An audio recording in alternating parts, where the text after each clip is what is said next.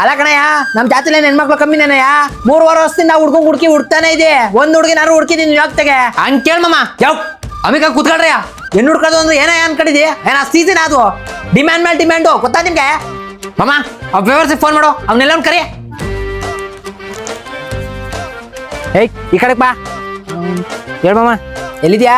ಇಲ್ಲೇ ಕ್ರಿಕೆಟ್ ಆಡಕ್ ಬಂದಿದೆ. ಹೇಗ್ ನ್ಯಾಯವಾದ ಸಲ ಮದ್ವೆ ಆಗಿರ ನಿಂಗ್ ಹುಟ್ಟಿರೋ ಅಲ್ಲಿ ಆಡ್ತಿದ್ವ ಈಗ ನೀನ್ ಅಲ್ಲಿ ಆಡ್ಕ ಕೂತಿದ್ದೆ. ನನ್ ಬಾಯ್ಗ್ ಬಂದ್ಬಿಡ್ತೈತ್ ನೋಡಿ ಈಗ ತಾನೇ ನೀರ್ ಕಟ್ಬಿಟ್ಟು ಈಗ ಒಂದ್ 5 ನಿಮಿಷ ಆಡೋಣ ಅಂತ ಬಂದಿದ್ದೆ. ಏನ್ ನಿನ್ ಗೋಳು ಹಣ್ಣು ಮುಚ್ಕೊಂಡಿಲ್ ಬಾರಲ್ಲೇ ನಿನ್ನ ಮದ್ವೆ ವಿಷಯ ಮಾತಾಡ್ತಿದೀವಿ. ಯಪ್ಪ ದೇವ್ರಗಳ ನೀವು ದಬಾಕಿರೋದ್ನ 3 ವರ್ಷದಿಂದ ನೋಡ್ತಾನೆ ಇದೀನಿ. ಮುಚ್ಕೊಂಡ್ ಕೂತ್ಕೊಳ್ರಪ್ಪ ಇಲ್ದೇ ದಾಸೆಗಳ್ನ ಹುಟ್ಟು ಮಾತಾಡ್ತಾ ಸಾಯಿಸ್ಬೇಡಿ. ಇನ್ನ 5 ನಿಮಿಷಕ್ಕೆ ನಿಮ್ ಬರ್ಲಿಲ್ಲ ಅಂದ್ರೆ ನೀನ್ ಕೆರ ತಗೊಂಡ್ ನಿನ್ ಮಕ್ ತಿಕ್ಕತ್ತಂತ ನಿಜ ಕಣ. ಕೋಸಂಬೆ ನನ್ನ ಮಕ್ಳು ಇದೇ ಗೋಳು ಇವ್ರದ್ದು ಕಚ್ಚಡಗಳು.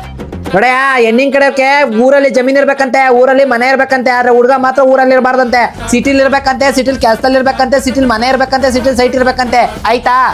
ಹಾಳಾಗೋಗ್ಲಿ ಕಣಯ್ಯ ಈ ಹೊಲದ ಕೆಲಸ ಈ ಗದ್ದೆ ಕೆಲಸ ಬಿಟ್ಬಿಟ್ಟು ನ್ಯಾಪವಾಗಿ ಯಾವ್ದಾರು ಸಿಟಿಲಿ ಒಂದು ನ್ಯಾಯವಾಗಿರೋ ಕೆಲಸ ಹೊಂಚ್ಕೊಳ ಕೇಳಯ್ಯ. ನಾನೇ ಹೆಣ್ಣು ಹುಡುಕ್ಬಿಟ್ಟು ಕರೆಕ್ಟಾಗಿ ಒಂದು ಮದುವೆ ಮಾಡ್ತೀನಿ ಹೊಂಚ್ಕೊಳ್ತಾನ ಕೇಳಯ್ಯ. ಬೆಳಗ್ಗೆ ನಾಷ್ಟಕ್ಕೆ ಏನ್ ತಿಂದಣ? ಚಿತ್ರಾನ್ನ. ಅದೆಲ್ಲಿಂದ ಬಂತು?